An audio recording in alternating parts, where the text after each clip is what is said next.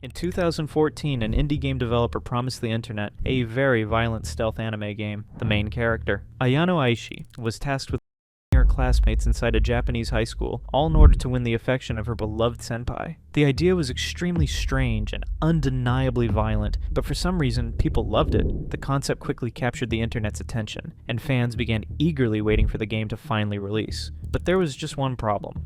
Over the years, the discussion around Yandere Simulator slowly stopped being about the game itself. Instead, it started becoming about the man behind it. I, Ever X, humbly submit a toast to Nicholas Alexander. This is Alexander Mahan, the developer of the game, known online as Yandere Dev, who was later accused of inappropriate interactions with a fan. As these allegations spread, people began digging deeper into his online history. Users uncovered a disturbing backlog of old accounts across various internet forums, where Yandere Dev had openly shared some deeply troubling views and fantasies. From writing about violent thoughts toward his own parents and making disturbing comments about minors to expressing fantasies about people he disliked while defending predatory behavior. And if you think the failure of Yandere Simulator is the biggest part of this story, trust us, that's only scratching the surface. Because the story of Yandere Dev goes much deeper than most people realize. Yandere Dev's real name is Alexander Mahan. He was born on June 30th, 1988, which makes him over 37 years old today. One thing that sets Alex's childhood apart is the fact that he was homeschooled by his parents from the age of 12. While Alex himself does not talk much about his homeschooling years online, there are people on platforms like Reddit who suggest that he may have been bullied during his time at school. According to these discussions, one particular bullying incident may have been serious enough that his parents decided to remove him from school entirely and begin homeschooling him. If that speculation is true, it would mean that Alex experienced a level of social isolation from a relatively young age, and like many teenagers in similar situations, he likely turned toward things like video games, anime, and the internet as a way to connect with the outside world. This is what Alex wrote about his childhood on a forum. I am 20 years old. From age 12 to 18, I had no friends, never went to any parties, never went on dates, never had any important life experiences, and never developed socially. I was homeschooled, and because I became so accustomed to staying in my house all day long and going through my daily routine, it eventually became almost impossible for me to consider leaving my house or breaking out of that routine. I adapted to one way of life so much that I became incapable of deviating from that reclusive lifestyle. From a very young age, Alex appeared to be deeply interested in anime and video games. These interests eventually influenced his career path as well, as he later pursued studies related to animation and video graphics. Now, the unusual part about all of this wasn't simply his interest in anime and gaming, it was the intensity of that interest. Because he lacked strong social connections during his teenage years, Alex began forming most of his interactions online with people who shared similar hobbies. He started joining different internet forums where fans discussed anime, games, and digital media. Over time, he began posting more frequently on these forums, often sharing his thoughts, ideas, and opinions with other users across different communities. The earliest known footprint of Alex on the internet dates back to when he was just 16 years old. While most people today know him by the name Yandere Dev, that wasn't the identity he originally used online. Instead, he first appeared on internet forums under the alias evxfun. This account would later become permanently tied to Alex's online history, because it provides a glimpse into how he behaved and interacted with others, even in his early teenage years. The name evxfun itself came from Alex's love for two classic anime series, Evangelion and Rahasfon. He combined parts of both titles to create the username. Using this alias, Alex joined multiple online communities. One of the earliest forums he is known to have joined was a site called animemusicvideos.org. He joined the forum sometime in 2004 and began asking users there for help with creating anime music videos. However, it quickly became clear that Alex was not very experienced with video creation at the time. Because of this, several members of the forum suggested that he first read the available guides before posting questions that were already answered in those resources. But strangely enough, Alex seemed to take offense to that suggestion. Instead of simply reading the guides, he proposed a new rule on the forum just one day after joining. In his post, he wrote, "Now, I don't mean to try to formally challenge the administrators with this topic, but I'd like to share some of my thoughts. Now, I haven't been here long, so I might be incorrect, but it seems like most of the time when someone asks a question, the responses they get are 1 or 2 lines long and contain no helpful information or answer to their question. They just say, 'Read the guide.' I think you should read the guide. Read the guide again. Sounds like someone hasn't read the guide yet Is it just me, or does the existence of a guide make everyone lazy? In other words, Alex believed that other users should feel obligated to personally walk him through the entire process, rather than simply directing him toward the guides that already contained the answers he was looking for. He was a complete nuisance to this forum for most of the time he remained there. During his stay, Alex posted frequently and often filled the threads with his bizarre ideas and personal opinions. He openly expressed his intense fascination with anime, particularly characters from shows like Evangelion.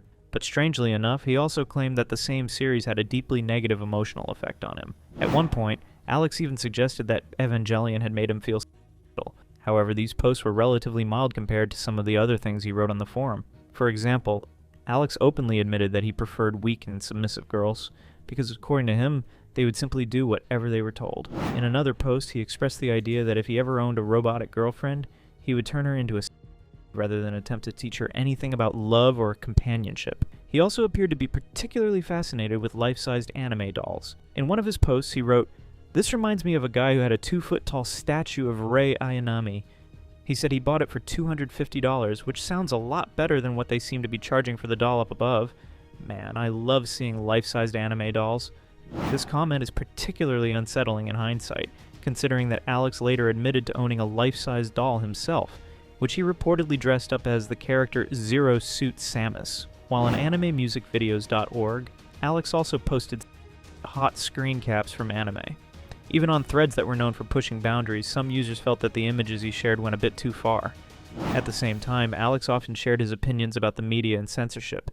He argued that showing violence, guns, drugs, and similar topics in online content would not desensitize children, and therefore should not be censored. Eventually, after spending roughly 2 years posting on the forum, the user known as Evagziphonus quietly disappeared in 2006. Interestingly, the final disagreement that seemed to push him away from the platform wasn't related to his controversial posts or provocative images. Instead, it revolved around something much simpler. Alex had created his own website where he hosted a gallery comparing Roxfon and Evangelion, 2 of his favorite anime series. However, many users on the forum disagreed with his comparisons and argued that his analysis was extremely surface level. Not long after that discussion, Alex simply signed off from the platform and moved on to other corners of the internet, places where he would continue sharing his personal frustrations, opinions, and increasingly controversial views. Between 2005 and 2009, Alex was also active on an online forum called Gaia Online. For those who may not know, Gaia was a very popular platform in the early 2000s. It attracted people who were interested in anime, video games, and internet culture. Users could create their own avatars, participate in discussions, and share their thoughts in a relatively anonymous and open environment. However, Alex did not seem to use Gaia primarily to discuss anime or gaming. Instead, he frequently used the platform to air his personal frustrations. Some of the things he wrote on that forum were so bizarre and uncomfortable that it is honestly difficult to understand how they went unnoticed for so long. One of the most common topics in Alex's posts was his frustration over not having a girlfriend. He repeatedly wrote about the fact that he had never been in a relationship and believed his chances of ever finding a girlfriend were extremely low. Post after post, he complained about how no girl seemed interested in him romantically and how he felt invisible to women. At one point, he even posted pictures of himself while discussing his appearance, writing, "I've been jokingly told several times that I look creepy or have a creepy face. I'm 20 years old, but no girl has ever flirted with me or told me that I am attractive, so I'm starting to feel that it is true. I think my face makes me look like a creepy, weird guy, so no one wants to get to know me or be around me." In another post, Alex openly admitted that he did not believe he had good looks, charisma, talent, or wealth, qualities he assumed were necessary to attract a girlfriend. Because of this, he concluded that his chances of ever finding one were essentially zero. His desperation during this time appeared to be quite intense. In one particularly strange post, Alex even claimed that he had asked his parents for a girlfriend as a birthday present. Posts like these were extremely common throughout his time on Gaia. He frequently created threads with titles such as "How to Get a Girlfriend," "Why Don't Girls Have Sympathy for Poor or Lonely Girlfriendless Guys," "If I Had a Girlfriend, All My Problems Would Go Away," "How Do I Approach Girls?" "What Bothers a Girl?" "I Am 19. Where Do I Go to Meet Girls?" A large percentage of his posts revolved around loneliness, rejection, and his frustration with not being able to form romantic relationships.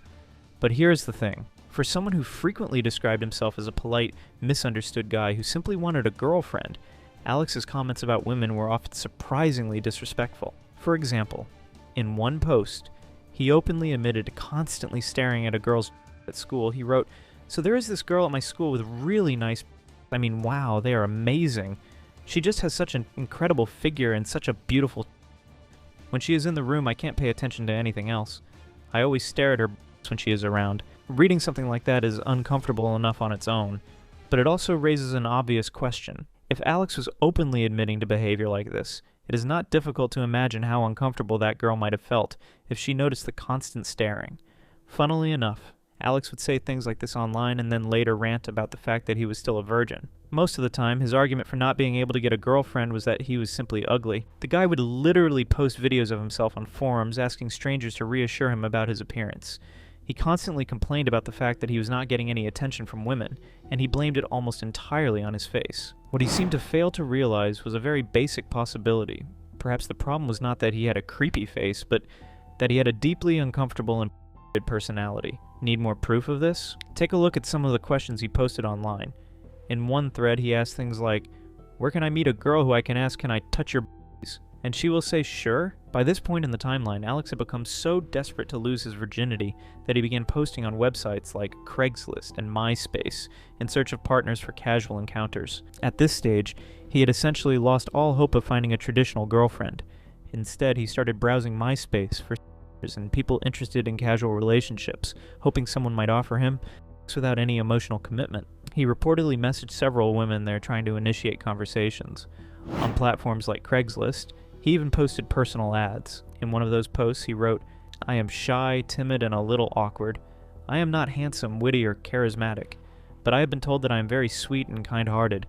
If your fantasy is to let a sad, lonely guy experience heaven for a few hours, then I'm your man." Initially, Alex seemed hopeful that someone might actually respond to his posts, but just a few days later he realized that was not happening at all. The responses he had hoped for simply never came. That realization quickly turned into bitterness, and he returned to complaining about his lonely life once again. At one point, he even wrote, "I don't see any girls volunteering to de-virginize me." These events appeared to send Alex into a deeper spiral of frustration. His desperation reached a new level, to the point where he began openly discussing the idea of paying for sex. He wrote, "Some people are unattractive, boring, have no charisma or wit, and are simply unappealing to the opposite every way. These people have absolutely no hope of ever finding a partner or having sex with another person, unless they pay for it. I don't believe it's shameful if these people pay for sex." If Alex had stopped there, the statement would have simply sounded like a sad reflection on his situation. But unfortunately, he continued the thread with a far more disturbing. He wrote, "After all, it's not as if they could ever have sex the normal way. For these people, there will never be any volunteers. There are only two options, or pay for." What do you think? The fact that he even presented the first option is deeply unsettling, and as disturbing as this might sound, later parts of this story will reveal even more about Alex's mindset, and suggest that the way he thinks has not changed much at all, even after all these years. One of the creepiest moments from Alex's activity on this forum came when he actually messaged an underage girl, in his intense desperation for a relationship. He even went as far as posting a picture of the girl on the forum, openly admitting that he was drooling over her and sharing the message he had sent to her with other members. Well, people on the forum quickly realized that the girl was still in high school. Based on what users could gather from the information he shared, many believed that she was probably around 14 or 15 years old. Naturally, the members of the forum called him out almost immediately. Several users pointed out how inappropriate his behavior was, and suggested that he had probably scared the girl away with his actions. But unfortunately, that was far from the most disturbing thing Alex posted on the guide. When he was not complaining about being a virgin or describing himself as completely unappealing to women, Alex often used the forum to rant about his parents. He would frequently insult his mother online and speak about her in a very disrespectful way. His anger toward his parents appeared to be extremely intense. In one of the most infamous posts attributed to him, Alex even described violent fantasies about his father. Disturbingly, he did not stop there. In the same discussion, Alex also mentioned similar violent thoughts about his mother. When another forum user suggested that he could simply move out of his parents' house instead of entertaining such extreme ideas, Alex responded by saying that he could not survive on his own, and therefore had no choice but to continue living with them. However shocking these posts may sound, they were not the end of Alex's disturbing online behavior. From around 2004 onward, he became active on a variety of other online forums as well, the Orson Scott Card Forum, Newgrounds, and several other online communities. Across most of these spaces, the pattern remained largely the same. Alex would complain about not having a girlfriend, rant about still being a virgin, and frame these issues as if they were the greatest tragedies of his life. But there was one particular forum where Alex appeared to be even more aggressive, more open, and far more disturbing than usual. We are talking about the Losers message board. His posts there were so extreme that even other members of the community were visibly uncomfortable with the opinions he expressed. For instance, he once created a thread. Inside the thread, Alex discussed the character Jody from the webcomic Losers. He described the character as and explained that her behavior bothered him deeply. According to Alex, his childhood had been very sheltered, which meant he had grown up believing that women were generally passive in relationships. When he later discovered that women could also approach men or openly express interest, he claimed that the realization caused him serious emotional distress. Ever since then, he began expressing strong resentment toward women he considered or overly. He wrote, "To me, being a is on par with being someone who commits terrible crimes and sins.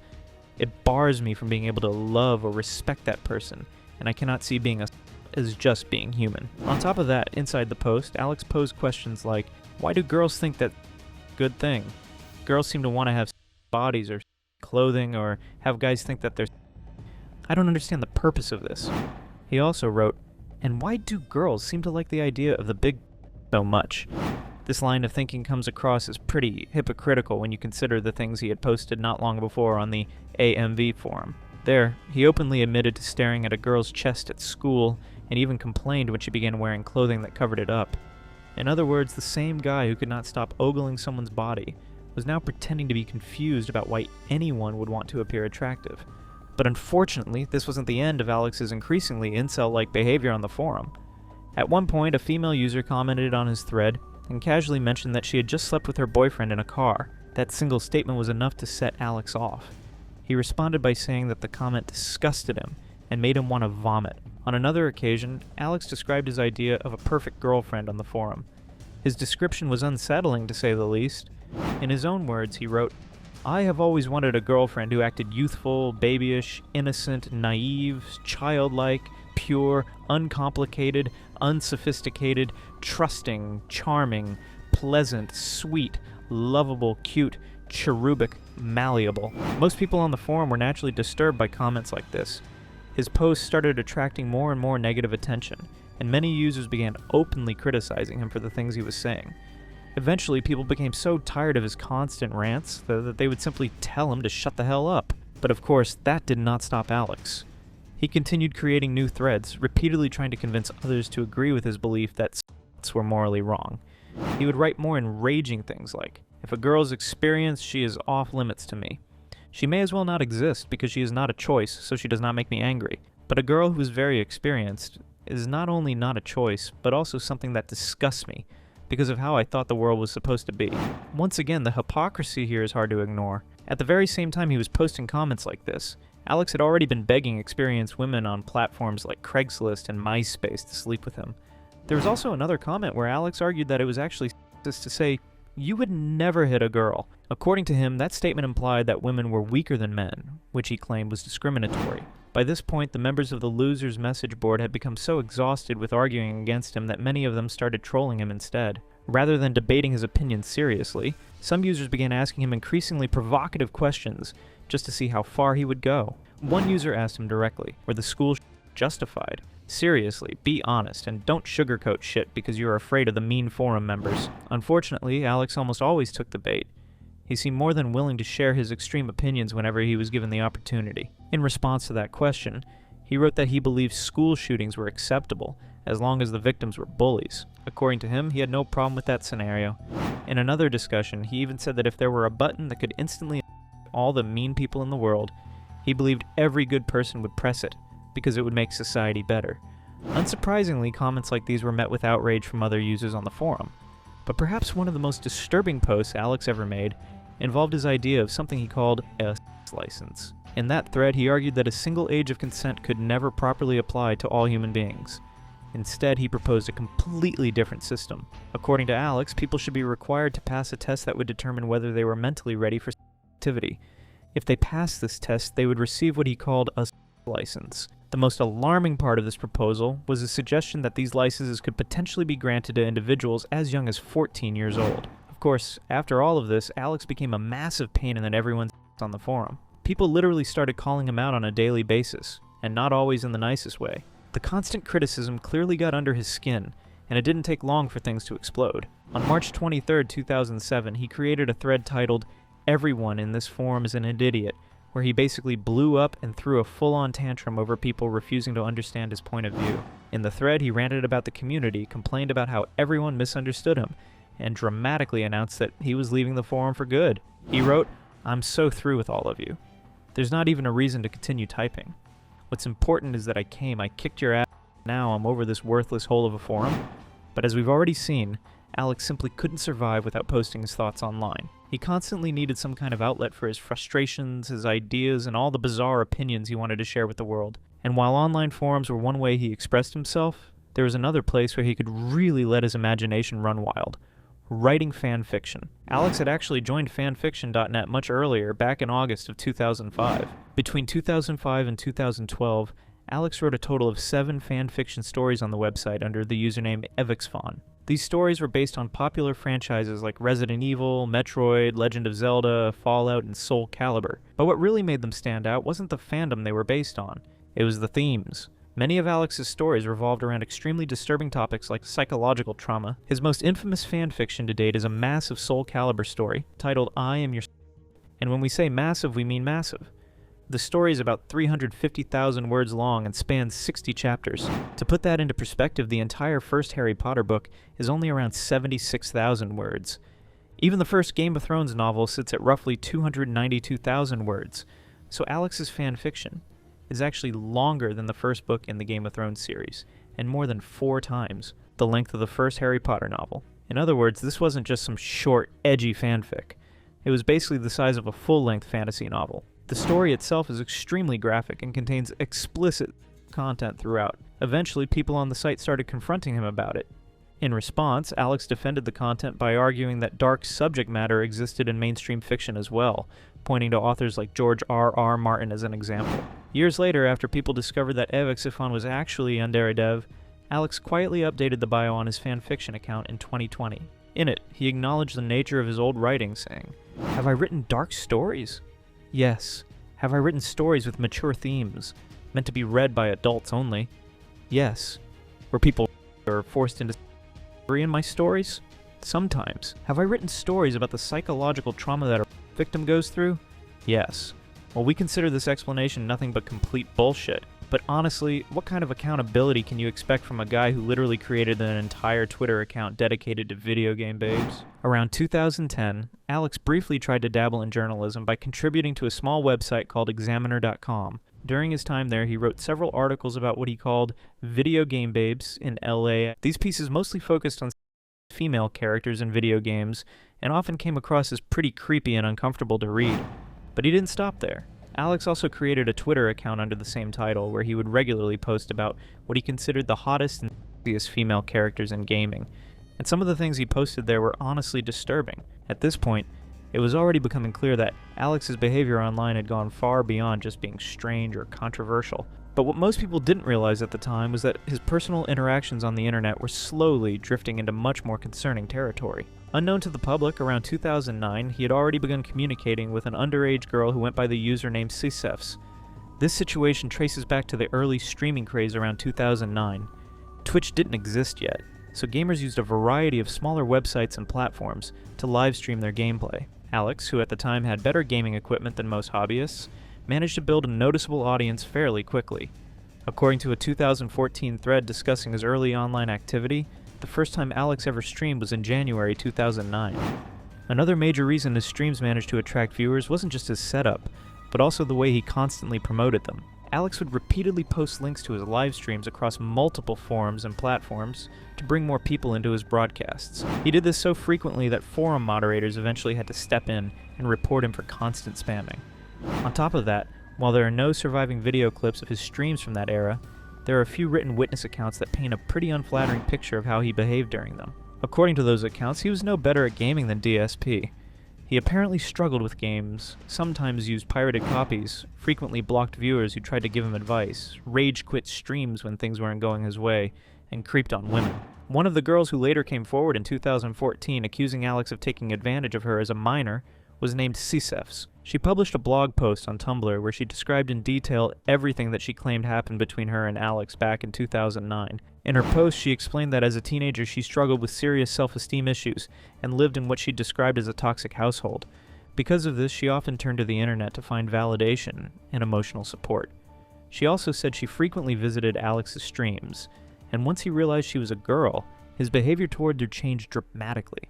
After a while of chatting on MSN, they formed a relationship. According to Sisefs, Alex knew very well that Sisefs was 14 years old. Despite knowing that, he asked for from her, forced her to have video Skype, and engaged her in multiple conversations. Later, Sisefs published a detailed blog recounting her experiences. She included images of herself with "I love Ever" written on her fingers, photos of her live streaming, and a number of screenshots from Alex's streams. While the screenshots did not provide definitive evidence of the claims she made, as there were no explicit chat logs or direct proof, they did confirm that Sisefs was a real participant in Alex's live streams at the time. Many observers found her account credible, in part because Alex reportedly changed his explanation of events multiple times over the years. It's also important to note that when this story resurfaced online, Alex was already publicly known as Yandere Dev, and development of Yandere Simulator was well underway. His established presence in the gaming community meant the situation attracted considerable attention. Throughout 2015, Alex publicly denied the allegations, maintaining that nothing inappropriate had occurred. Initially, he said this: "Sisefs was a girl who flirted with me online. I flirted with her back. She seemed cool at first, but it turned out that she wasn't cool at all. She did a bunch of bad stuff, like she lied about her age, and she started a website to give people a place to say bad things about me, and her parents took away her internet privileges because she was taking pictures of herself and sending them out to people. She sent me her pictures, and she sent them to like 100 other people too, and somehow this means evxef on request from minors. I deleted all of her photos as soon as I discovered that she had been lying about her age the whole time. She was not a good person at all, and I'm very glad that I don't know her anymore." Later on, he completely eradicated the term minor from his story and wrote, "The second allegation is that I am a offender. These accusations are almost too silly to dignify with a response, but I will respond nonetheless. About 6 years ago, I knew a young woman who did a lot of inappropriate things in order to get people to pay attention to her. One of the things she did was to send pictures of herself to a lot of people. I was one of the people to whom she sent pictures. Months later, I learned that she was too young to be doing that sort of thing. I deleted her pictures immediately." He also emphasized that he never said she was a minor. He just said that she was a young woman and too young to be doing that. He also changed the fact that he knew her and flirted with her to the fact that she just happened to send everybody her n***s. His refusal to stick to one story made him sound guilty as hell. Then there's this screenshot that came from his own team member who was working on Yandere Simulator with him, where he clearly accepts that the girl was underage, and he received n***s from her and deleted them. Well, despite Sisefs not providing much proof of Alex's misconduct, the internet largely believes she is telling the truth, mainly because Alex is not exactly new to lying. He has denied other things in the past as well, which later turned out to be true. For instance, he once denied owning a doll. From his AMV days, it was already pretty clear that Alex was obsessed with the idea of owning a doll. He even posted on Reddit a few years ago, asking whether he should consider buying a real doll. Well, he finally got to act on that fantasy in 2014. Reportedly, he bought a doll that year, and it arrived sometime in 2015. After that, he joined a website called Doll Forum, where he regularly posted pictures of the doll and referred to her as my waifu. There are even a couple of pictures of the doll dressed up as Zero Suit Samus. When it first became known that Alex owned a doll, he immediately came forward and denied ever owning one. Well, internet detectives got to work almost immediately. They entered the email address Alex had used across multiple forums into Doll Forum, and boom! They discovered that the account on Doll Forum actually belonged to him. Not only that, but there were also several posts suggesting that Alex had actually broken his first doll within 24 hours and possibly bought another one in 2018, using money from his Patreon. Speaking of all this, there's also a voice clip of Alex shouting, "Anything can be a sex doll when you're creative enough." Anything is a doll if you're creative enough. With everything that later came out, that audio clip definitely did not age well. Interestingly, while all of this was happening, Alex was slowly trying to build a name in game development. Around 2009, Alex actually graduated from Santa Monica College, earning an Associate of Arts degree in Animation, Interactive Technology, Videographic, and Special Effects. After completing college in 2009, Alex joined a company called Kung Fu Factory and began working there. On paper, this might sound fairly impressive. However, the digital footprints he left scattered across various online forums tell a very different story. While Alex lists a degree in animation on his LinkedIn, he later admitted on forums that he learned almost nothing during college, and essentially wasted 3 years there. According to his own statements, he believed he was much better at coding than anything related to animation. Alex has also said that he largely taught himself, programming through the software Game Maker, and that he later improved his skills while working at a gaming company. In October 2013, shortly before he began developing Yandere Simulator, Alex made the following claim. "I worked at a video game company for 3 years. I was a programmer for 2 of those years." However, that statement doesn't seem to fully reflect the reality of his work there. According to archived discussions and threads about his employment, Alex initially handled relatively minor tasks at the studio, such as syncing subtitles to cutscenes, assisting with localization work, and tweaking small gameplay variables. He only reportedly took on lead programming roles for a couple of smaller mobile games.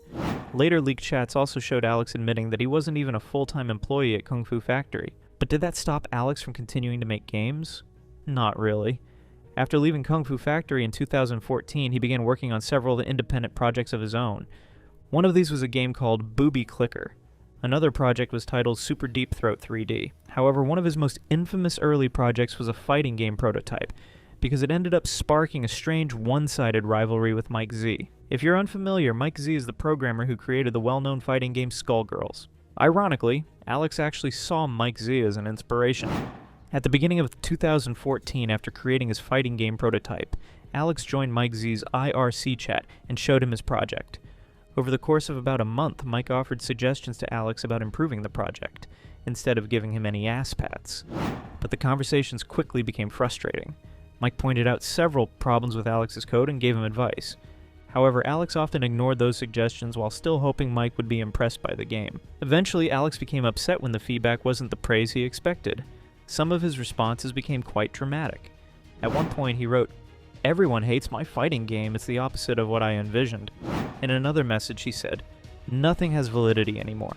I started making a game because of Mike Z," and then he'd personally shat on it. Meanwhile, Mike continued trying to give advice as politely as possible, but after weeks of the same arguments, his patience started wearing thin. At one point, he replied, "Well, yeah, that's because I've been giving you advice for the last month, and you've been telling me I'm wrong." The situation became so frustrating that Mike apparently assumed Alex must have been a teenager. In reality, Alex was already 25 years old at the time. In the end, Alex's refusal to accept criticism irritated Mike and left Alex feeling deeply resentful. Because he didn't receive the praise he wanted, he became extremely bitter about the entire interaction. On April 22, 2014, Alex created a forum thread where he ranted about how Mike Z, someone he once admired, had criticized his game, and told him that code written like that would never get him hired. At the end of the post, Alex wrote, "I turn my depression into a burning hatred that fuels my desire to develop indie games." This was posted on the video gaming section of the 4chan forum, the same platform where Alex pitched the idea of his next game, Yandere Simulator, not long ago. We can safely say that Yandere Simulator to this day remains one of the main topics of discussion and trolling directed toward Alex. There are many reasons for things to be this way.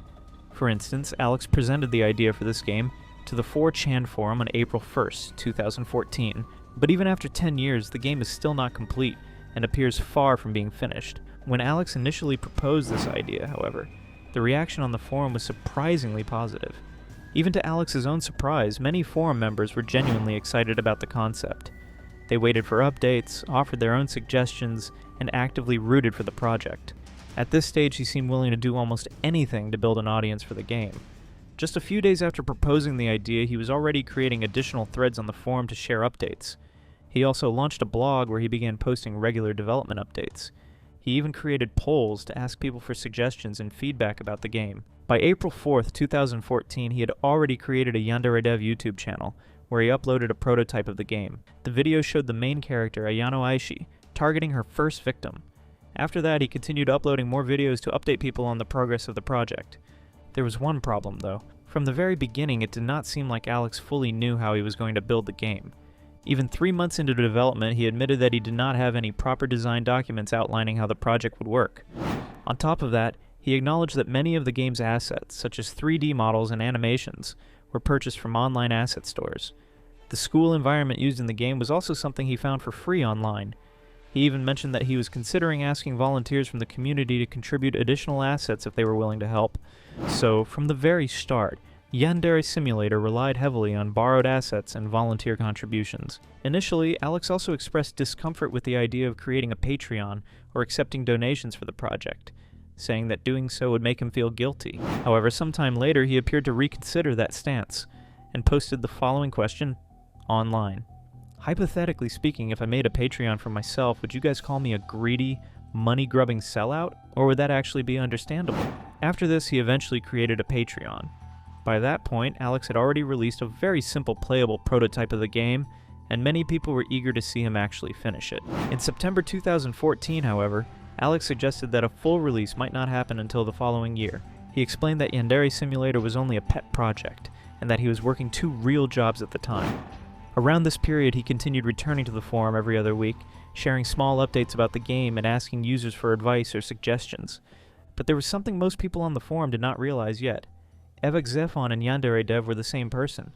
That changed in January 2015 when a forum user exposed the connection by posting a DeviantArt link titled Komisch Yandere Simulator for Evexefon. This immediately revealed that the person developing Yandere Simulator was the same Alex who had previously been active online under the Evexefon name.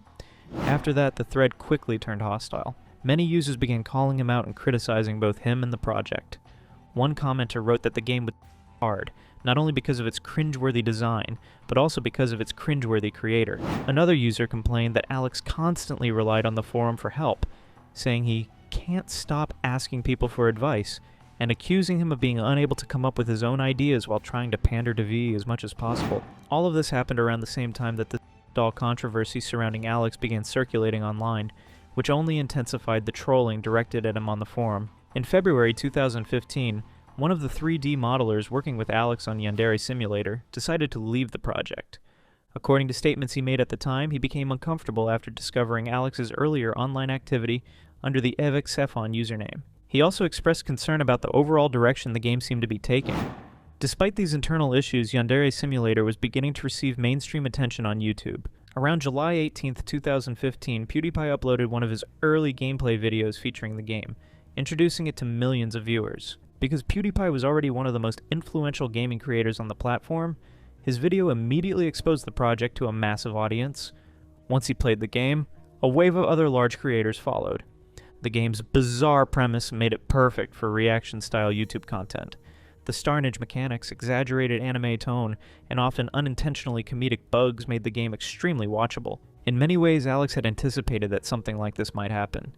The game's concept was so unusual that it was almost designed to attract attention online. As more creators discovered it, the audience for Yandere Simulator grew rapidly. This surge in visibility had a direct impact on Alex's own platform. His Yandere Dev YouTube channel quickly gained hundreds of thousands of followers, and eventually crossed into millions of subscribers. The project now had a large fan base. With this growing attention came a new opportunity: streaming. Alex began experimenting with live streams on YouTube, sometimes streaming for long stretches of time while interacting with viewers. At the same time, his original 4chan threads had become increasingly hostile, with many users openly mocking both him and the highly sexualized features of the game. Instead, Alex continued engaging with audiences on other forums, including 8chan, where he defended some of the more controversial features in the game. By this point, Alex was earning a considerable amount of income from multiple sources. His Patreon, YouTube channel, and the constant exposure generated by large creators meant that money was coming in, even though the game itself remained unfinished. For many observers, this period marked a noticeable shift in priorities. While development updates continued, Alex was also spending large amounts of time streaming and interacting with his audience, sometimes for hours at a time. And when people questioned him about the game, he would be very pissed off. In one of his threads, he said, "When I'm playing video games, like a normal person enjoying leisure activities after his workday ends, people are asking me questions about Yandere Simulator, and I'm answering. It is like a non-stop Q&A session. There's not a single hour of my day not affected by Yandere Simulator." Well, his frustration is apparent here. But soon after, it bubbled into something that people like to call the email saga. At this point, Yandere Simulator heavily relied on volunteers, and Alex was actively recruiting new people to help with the project. To make that possible, he publicly shared his email address so interested volunteers could contact him. However, the outcome was not what he expected. According to Alex, he began receiving a huge influx of emails. For some reason, he insisted that he personally had to go through every single one of them. He began writing heated blog posts explaining how this constant stream of emails was affecting the production of the game. In one post, he claimed that from 8 a.m. to 12 p.m., he was doing nothing but answering emails. And we are not talking about just 1 or 2 posts. For nearly an entire year, he kept publishing new blog entries trying to address the issue. He repeatedly described the situation as a major obstacle to development. Yet the problem persisted, largely because he refused to adopt solutions that people suggested to him. For example, he did not want to hire someone to manage his inbox, even though the game was already receiving donations. He also did not want to create a dedicated forum or structured system where volunteers could submit their work. Instead, most of the time he simply moaned about the overwhelming number of emails he was receiving. Eventually, the situation became so severe that he frequently cited emails as the main reason he could not work on the game itself. In one blog post, he wrote, "I hate to say this, but it is looking extremely likely that I might not be able to implement very much new content into the game on July 15th, because I now spend 90% of my time writing emails and 10% of my time writing code."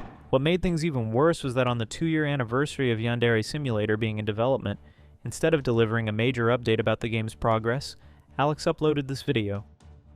As of today, Yandere Simulator has been in development for 2 years. Happy birthday, Yandere-chan. I think that this is the appropriate time to make a video about the biggest obstacle that I am facing. If this one obstacle could be removed, I would have much more time to work on the game, and the game's development would go by much faster. The problem is email. This is a problem that I have mentioned various times in previous videos and blog posts. You're probably sick of hearing about it by now. I'm certainly sick of talking about it. I'd love to stop bringing up this subject, but that can only happen when it stops being the biggest problem I'm facing. I receive an avalanche of emails every single day. Well, sometime after this fiasco, more persistent and far more damaging, problems than an influx of emails were waiting for Alex. On January 22, 2016, Twitch actually banned Yandere Simulator from being streamed on the platform. This meant that streamers who played the game risked getting banned themselves. The decision pushed Alex into a complete frenzy. He wrote several blog posts and uploaded multiple YouTube videos complaining that Twitch's decision was completely unfair. According to him, there were far more violent games allowed on the platform, so singling out Yandere Simulator made no sense. Broadcasting Yandere Simulator on Twitch may result in your account being suspended. So, why was Yandere Simulator banned? Twitch support hasn't responded to me on Twitter, and Twitch hasn't responded to the email I sent them over 24 hours ago. When journalists contacted a Twitch representative to ask for details, the representative merely linked to Twitch's rules of conduct. However, they won't specify exactly which rules Yandere Simulator is breaking. Here's the thing, making a violent or game is one thing, but making a game centered around schoolgirls is another. Alex had previously tried to argue that the setting was not technically a high school, but rather a post-academy high school. However, the setting still clearly resembled a school filled with young students, which many people found disturbing regardless of the terminology. On top of that, Alex repeatedly refused to remove the shot feature from the game. He also insisted that the Twitch ban had nothing to do with that feature. For more than a year, he continued urging his fans to pressure Twitch into reversing the decision. He asked supporters to contact Twitch directly and question the ban. He even encouraged anyone attending TwitchCon to approach Twitch staff members and ask why Yandere Simulator had been banned. At one point, he expanded this effort by appealing to other game developers as well. In one of his videos, he called on fellow developers to speak out about the situation and question Twitch's policies. Finally, in February 2017, Twitch responded to Alex through an email. In that message, they outlined several reasons for the ban. However, the most important point was that Twitch stated they would be willing to review the game again once it was completed. We are not prepared to commit to ongoing comprehensive re-evaluations during game development. It's a moving target that we do not feel comfortable revisiting until the game is more complete. especially given the circumstances of the initial suspension. In the future, as Yandere Simulator becomes feature complete, we would be happy to review it again. Well, here's the thing. Everyone knew that Alex was nowhere near finishing the game. At that stage, the project was not even 50% complete. Despite already being in development for several years, Alex himself likely understood this. It is very possible that he was aware of his own limitations when it came to coding and managing a project of this scale. So around February 2017, he began exploring other options.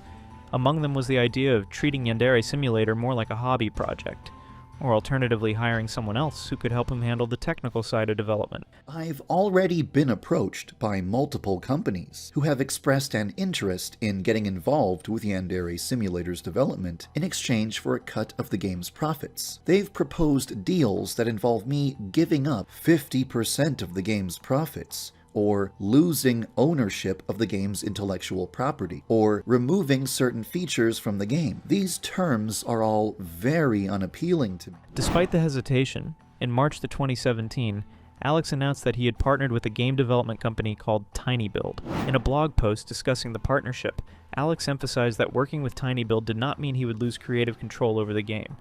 He reassured his audience that he was not giving up the rights to Yandere Simulator, nor allowing anyone to exploit the project. But the concern from the community was not really about TinyBuild exploiting the game. In fact, TinyBuild was already a credible company, known for publishing and developing titles such as Hello Neighbor and several other indie games. When the partnership was announced, many people were actually more worried about TinyBuild themselves. Critics warned the company that Alex had a long history of controversy and mismanagement. Some even told him directly that working with Yandere Dev was probably a really bad idea. Despite these warnings, the partnership initially moved forward.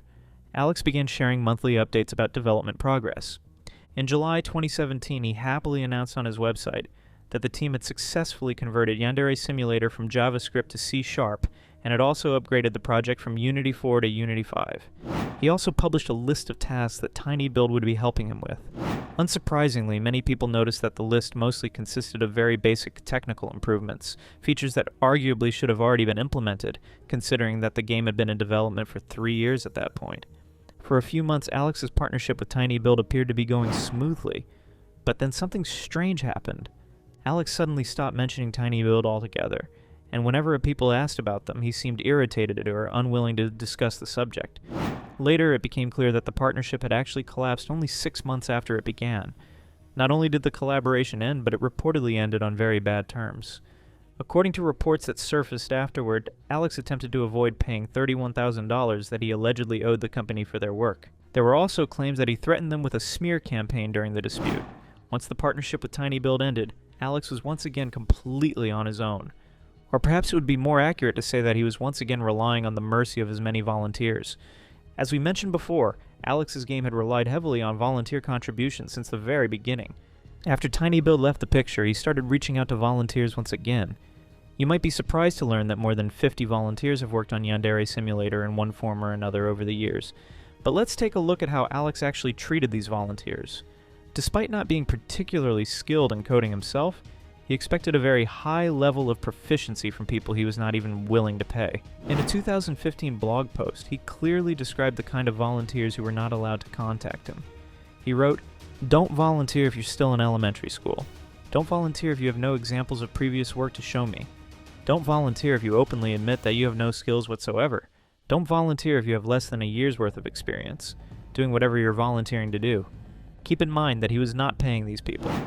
In another post, he also mentioned that he might consider paying certain volunteers, but only if they met a strict set of criteria. He wrote, "As I stated in the blog post when I first announced that I would begin paying volunteers, I would only consider paying a volunteer if they met certain criteria, contributing to the game on a daily or almost daily basis, contributing to the game in an extremely significant way, are in a position where they have to stop contributing to the game if they aren't making money from it." For years, critics argued that he was essentially taking advantage of these volunteers. Not paying them was one thing, but Alex often did not even give them proper credit for their work. In the comment sections of his videos, volunteers were frequently seen complaining that he failed to credit artists and contributors who had helped create assets for the game. Despite relying heavily on volunteer labor and receiving nearly $5,000 a month from his Patreon, the development of Yandere Simulator was still far from smooth. The game continued to suffer from constant bugs and technical issues. At times, Alex also added updates that many players considered unnecessary. For example, the main character of the game, Ayano Aishi, eventually ended up with more than 200 different hairstyles in the game. Then there is the strange case of Senpai's toothbrush.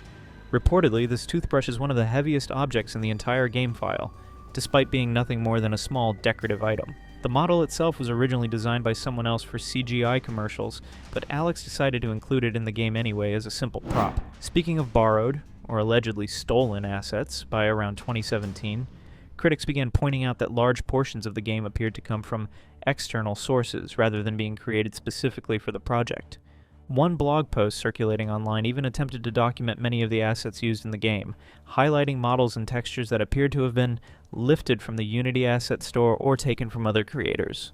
One of the most commonly cited examples is the gymnasium used in Yandere Simulator, which looks almost identical to another pre-existing gym model available online. Similarly, Ayano's bedroom, the living room in her house, and even the street behind the school gates were reportedly taken from external sources. But perhaps the most famous example involves a grass texture that Alex allegedly took from another artist. He slightly modified the texture and attempted to remove the watermark. As it later turned out, the original artist had actually asked Alex to remove the texture because he did not want his work to be associated with Yandere Simulator. During this period, another saga was quietly pushing Alex's own fanbase away from him: the long and troubled development of Osana. In October 2016, Alex decided that Yandere Simulator needed a more prominent character besides Ayano and Senpai, so he proposed adding a female rival named Osana. At the time, Alex claimed that creating this character would take hardly a month. However, things did not unfold the way he predicted. Throughout 2017 and even 2018, Osana kept getting delayed. Alex continued posting updates about her development, but the release date was repeatedly pushed further back. Each time he provided a new explanation for the delay. And I also can't say exactly how long it will take to implement Osana either. My goal for this year has always been to get Osana into the game fully functional before 2017, and I'm going to do my best to make it happen. Progress continues on Osana. I still can't give you an estimate for when Osana will be ready. I'm aiming to complete her before 2017, but she might require a little more time than that. Ironically, he would also sometimes downplay the importance of Osana, even though he had originally presented her as a crucial milestone for the game's progress. As these delays continued, many of Alex's supporters gradually turned into critics, or even outright trolls. By June 2018, fans had grown visibly frustrated and were constantly asking when Osana would finally be released. In response to the growing pressure, Alex posted a video addressing the situation. Oh wow! We need to have a talk. It was a huge mistake for me to put so much emphasis on Osana in the past, because it created the false impression that Osana should be my one and only priority. As far as most observers could tell, the video did not go over well with the audience. At that point, many viewers had simply run out of patience. Some members of the community began openly declaring that they were done waiting for the game. The backlash became so intense that some critics even started encouraging people to boycott his Patreon. As criticism and hostility continued to grow, Alex did not respond by taking responsibility for the delays. Instead, he doubled down. On November 11, 2018, he uploaded another video claiming that an organized group of people was deliberately trying to sabotage him and bring down the project. But even after making that claim, Alex was still not finished confronting his critics. He later purchased control of the Yandere Simulator subreddit, which had become one of the main places where people discussed and criticized the game. Once he had control over it, he heavily filtered the subreddit, banning users left and right for what many considered minor or bizarre reasons. Eventually, the subreddit became almost completely cleansed of criticism. At one point, he even told people that if they had personal criticism, they should message him privately instead of posting it publicly on the subreddit. But amidst all of this drama, an obvious question remained. Was he actually still working on Osana? According to Alex, the answer was yes. Throughout 2019, he repeated the same pattern over and over again. He would publish blog posts and videos telling fans that Osana was almost finished, yet the character still never appeared in the game.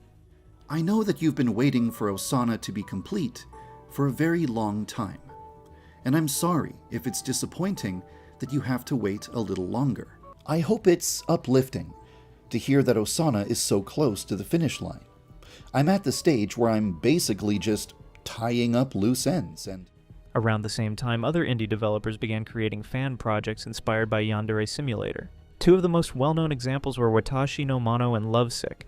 These projects attracted attention from players who were frustrated with the slow progress of Alex's game. When Alex eventually learned about these projects in 2020, he reportedly reacted very strongly.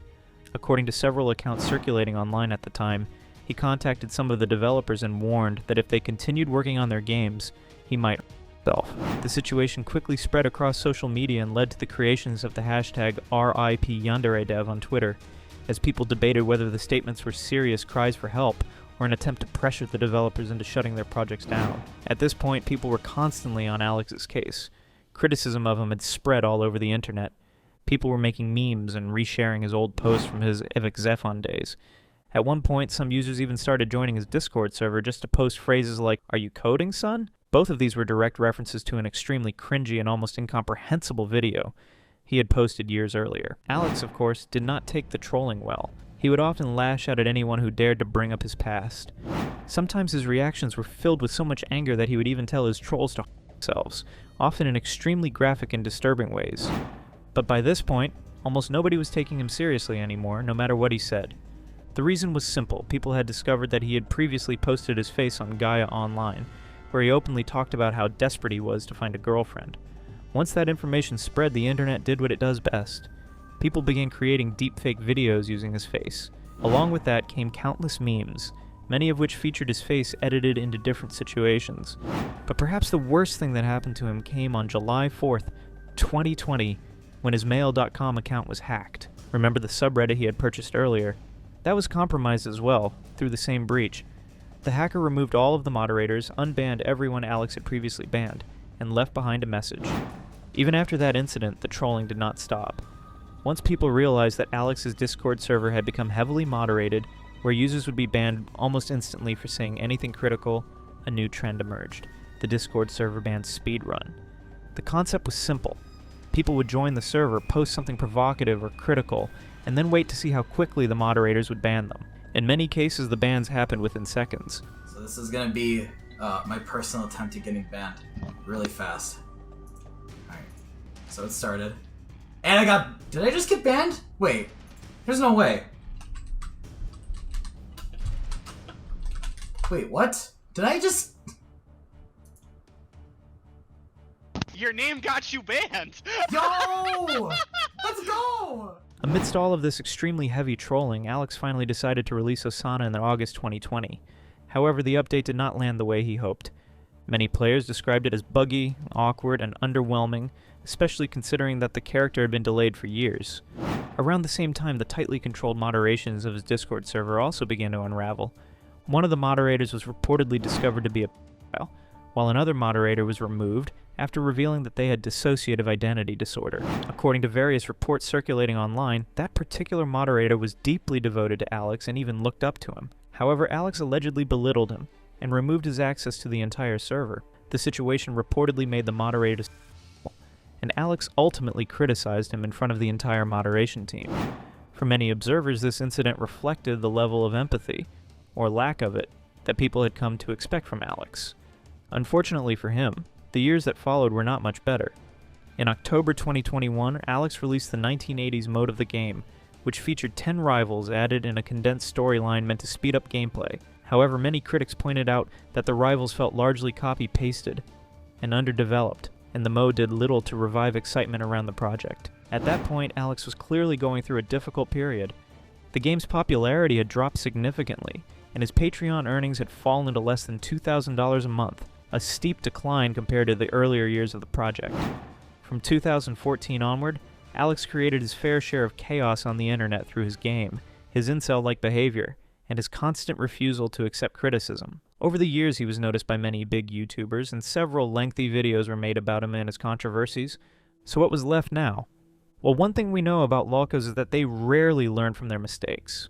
That is precisely why there are thousands of pages of discussions about such internet personalities on forums like Kiwi Farms. After a few months of relative silence, Alex suddenly found himself back in the spotlight. On September 20th, 2023, a video surfaced that dragged him once again into controversy. I urge everyone to please, when this video comes out, please watch the video. Not just this, I'll have it linked in my bio. Please save this video and put a timer on for like September 22nd or something. Just please watch the video, it's very important. This was a teaser video posted on TikTok by a creator named bug.cell. The teaser suggested that a much longer video was coming soon, one that would allegedly show evidence that Alex had tried to a minor. However, before the full video could be released, the person described as the victim went to the Osana subreddit and posted the following message: "I am the victim, please drop the situation. Yandere Dev isn't a saint, we all know this, but he didn't seek me out, he wasn't trying to me, and recording his calls with me was very, very illegal in my state. I've spoken to him about court, lawyers, everything. At this moment, he is not taking any legal action against me, and is not actively threatening me. And he would have every right to take me to court if the videos were published, so please just drop it. He isn't an predator, just a lonely weirdo. He never pressured me to do anything, never verbally me." At the same time, other posts on the Osana subreddit suggested that Yandere Dev might have been pressuring the individual to withdraw the allegations. In response to the situation, the original TikTok creator bug.cell promised to remove the videos, writing, "I posted those TikToks with your permission. I asked if certain ones were okay, and if you were okay. If you ever told me to take down a video, I 100% would have no questions asked. I'm extremely worried about you, and you're minimizing what he did." Like this creator, several other people on TikTok, Reddit, and various online forums expressed concern for the individual involved. To many observers, the situation appeared troubling. Amid all of this, another creator named AliMCC, who had originally planned to release a detailed evidence video, announced that the video would still be published, though with some adjustments. This development prompted yet another post from the individual involved, this time on a different subreddit. In that post, she explained how the situation had started. According to her account, when she first began talking to Alex, he seemed very distant, but over time he relaxed and began making jokes. She claimed that his jokes were so bizarre and entertaining that she started recording their calls, initially intending to turn clips of his voice into soundboard buttons for fun. She later shared some of those recordings with friends. One of those friends allegedly became concerned and concluded that Alex's behavior seemed predatory. After that, the recordings eventually made their way to Ali, the YouTuber preparing the expose video. However, the victim later stated that she was uncomfortable with the way the video was being made, and she attempted to withdraw from the situation. Despite that, Ali continued working on the project, and as promised, the creator eventually released the video anyway, despite the individual saying she no longer wanted it published. The video was finally uploaded on September 24th, 2023, and contained harrowing evidence of Alex's misconduct. The voice recording of his call with a 16-year-old victim is highly inappropriate and deeply unsettling.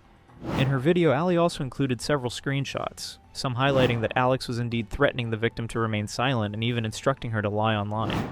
Not only that, in some of the screenshots he could be seen practically begging the victim to spare his life, insisting that he had not done anything so bad. There is also a very detailed log of his Snapchat conversation with the victim, which involved explicit content.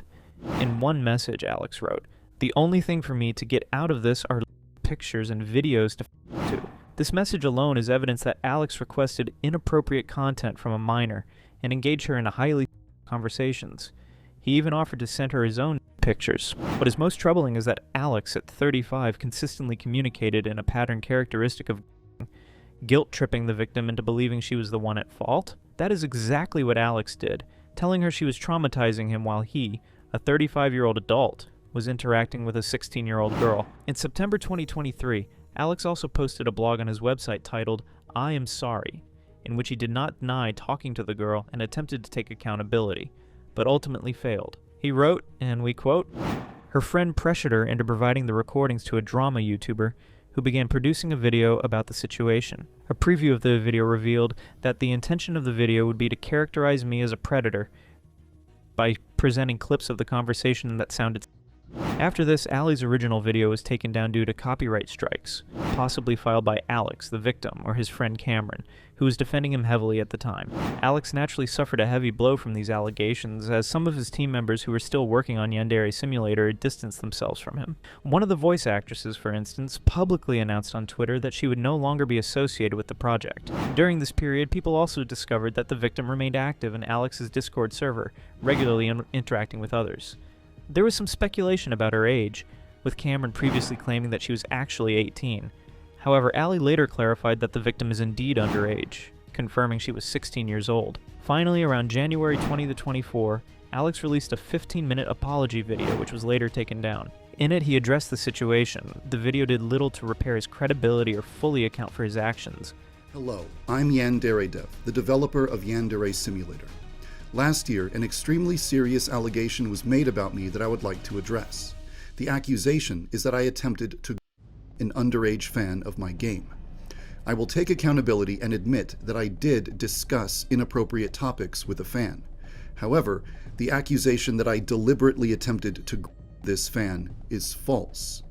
In this video, I would like to apologize for what I feel I should apologize for, but I would also like to give you the full story so that you know what is true and what... Honestly, the video did not really feel like a proper apology to many. Yes, he admitted that talking to a minor the way he did was a mistake, but most of the video was spent arguing that he wasn't actually anyone. Instead of fully owning up to what happened, he kept explaining his side and trying to clarify the accusations. And somehow, after all these years, Yandere Simulator is still not finished. More than a decade has passed since Alex first pitched the idea on 4chan, yet the game remains stuck in development limbo. The few people who still download and play it often say the same thing. It's buggy, unfinished, and frankly, not very good. Meanwhile, the internet has moved on, but Alex's reputation hasn't improved. Even 2 years after the 2023 controversy, many people still view Alex Mahan as one of the creepiest and most infamous developers the internet has ever seen.